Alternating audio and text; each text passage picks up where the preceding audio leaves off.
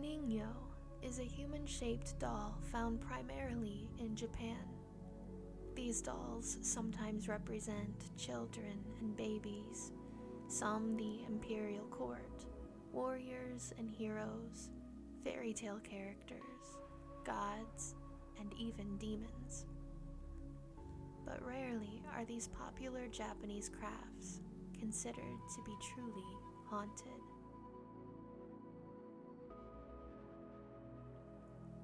Welcome to Spooky Journaling and Crafts, a channel dedicated to the dark, the strange, and the mysterious, told in story form over relaxing journaling and crafting content.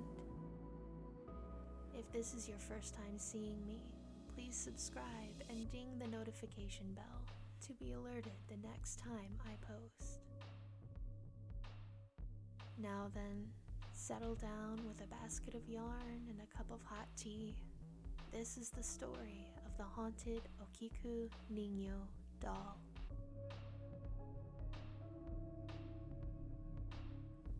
The story of the Okiku Ningyo began in 1918. A child named Akichi Suzuki was visiting Sapporo, Japan, and saw a doll which he immediately knew would be perfect for his 2-year-old sister, Okiku. The doll was just under 16 inches tall and dressed in a traditional Japanese kimono with shoulder-length hair. When Akichi returned home, he presented the doll to his sister, and it quickly became her constant companion. If the doll was not in Okiku's possession, it was always nearby and was never out of her sight. The little girl loved the doll so much that she named it after herself, Okiku. However, tragedy would strike in 1919 when little Okiku Suzuki became ill and passed away from a high fever at the age of 3. Originally, the Suzuki family planned to bury the Ningyo with Okiku, but eventually they decided to place the doll on a small altar in their home to remember their lost child. It wasn't long until the family noticed something odd about the doll. Could this Ningyo named Okiku have some sort of extraordinary connection to their past daughter? The family began to think so when, at one point, they noticed something very unusual. The doll, which had an Okapa hairstyle, cropped around the jawline length and with a small fringe over the forehead, now had noticeably longer hair.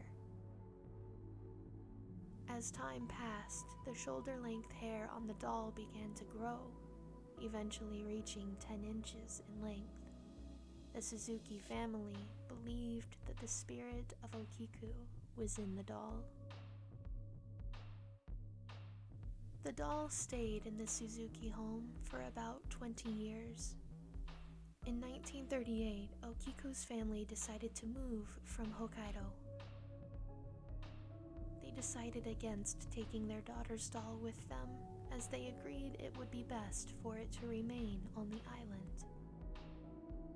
The Okiku Ningyo was then taken to Mannenji Temple, where it remains to this day.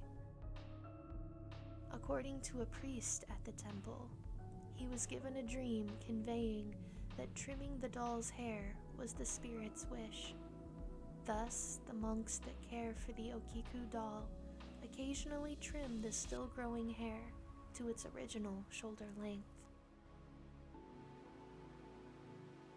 It is said that even a scientific examination of the Okiku Ningyo confirmed that the hair was that of a human child.